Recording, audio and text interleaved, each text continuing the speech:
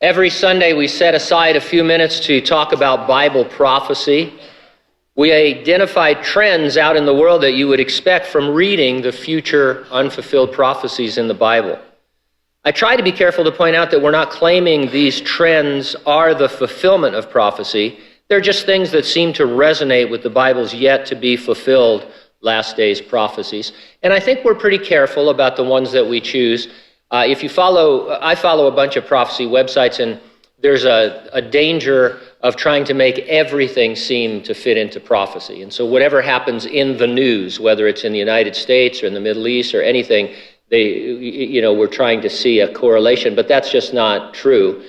We try and be a little bit careful, we try and be a lot careful, and we try not to do those kinds of things. But if you're reading the Bible literally, you see that there's hundreds of unfulfilled last days prophecies. Something has to set the stage for them to become true, and we see those trends, and it gets us a little bit excited because we understand that the days are short. Now, while in exile in the island of Patmos, an aged apostle John received the revelation of Jesus Christ. Perhaps the most well-known prediction is that of people needing what is called a mark on their hand or forehead. Without it, people cannot buy or sell anything or conduct any real business, and they'll be kept. It'll be their identity, basically. Over the centuries, scoffers seem to have the upper hand, so to speak. Seem to be a ludicrous economic model, totally unattainable. I mean, how could you ever have such an economy where everything was tied in together? Today, however, it sounds exactly like biometrics.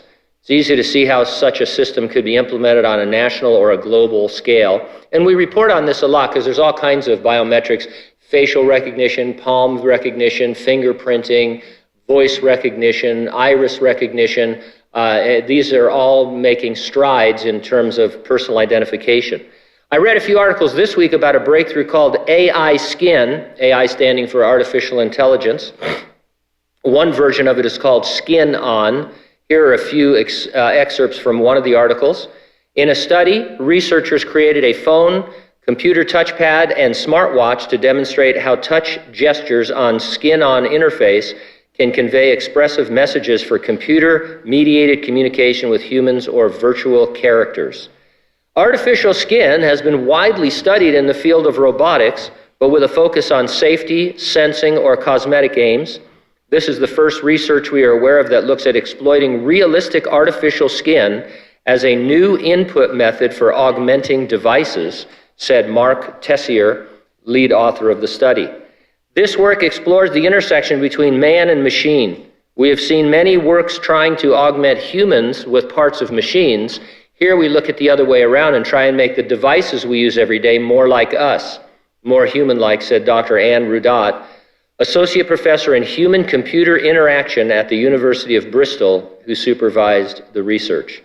It may not be long before these tactile devices become the norm. The paper offers all the steps needed to replicate this research, and the authors are inviting developers with an interest in skin-on interfaces to get in touch. I'm going to put our groundskeepers on this. I think with the job they do around here, I think they could make a nice skin-on interface for us. But anyway, down the future. Researchers say the next step will be making the skin even more realistic than it is now. They've already started looking at embedding hair and temperature features.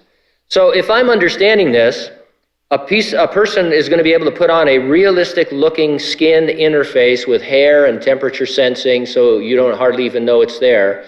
And it will be your cell phone and your credit card and all your other devices just worn either on your hand or maybe your forehead, for all we know. And so am I saying this is the mark of the beast? No, of course not.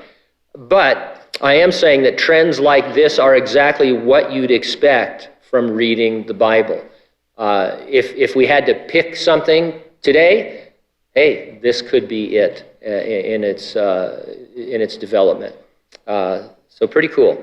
Jesus promised he'd return to rapture the church, which entails the resurrection of the dead in Christ, then the catching away of all living believers that he finds on the earth. That event is presented in the Bible as an imminent, any moment event. And so each week I ask you the same question. Are you ready for the rapture? If not, get ready and stay ready and keep looking up. Ready or not, Jesus is coming.